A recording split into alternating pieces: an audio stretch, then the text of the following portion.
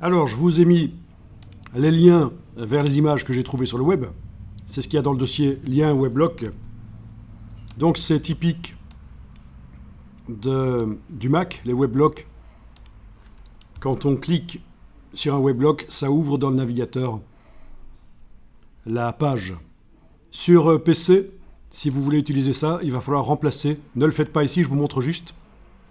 Remplacer l'extension weblog par TXT. Et là, ça s'ouvre dans un WordPad. Ici, c'est TextEdit sur le Mac, c'est juste un lecteur basique de texte. Et sur le PC, ce sera certainement WordPad. Et là, vous allez trouver l'adresse entre les deux balises string. Vous allez trouver l'adresse que vous pouvez copier-coller dans la barre d'URL d'un navigateur. Voilà. Comme ça, vous voyez les weblogs. Mais quoi qu'il en soit, vous n'allez pas les utiliser maintenant. Ce qui nous intéresse, c'est ce qu'il y a dans le dossier images Cheetah.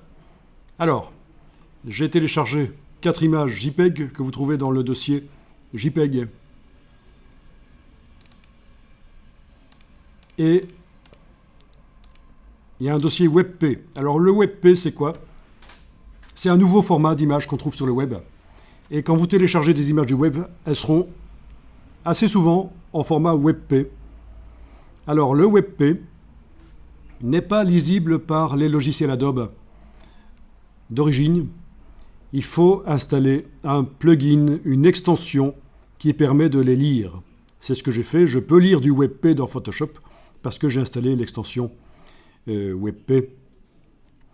Et si ça vous intéresse, je vous refilerai de la documentation, des ressources qui vous expliquent comment faire. Et finalement, j'ai même pas ouvert l'image que j'avais téléchargée, la WebP.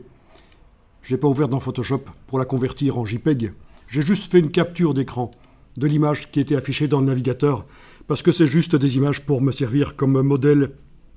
Le nombre de pixels de l'image, est-ce qu'elle est floue, précise ou pas, ça n'a pas d'importance.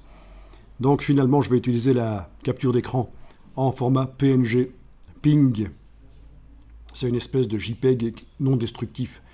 Je vais garder la formation simple ici et ne pas apporter trop d'informations. Et voilà donc où on en est.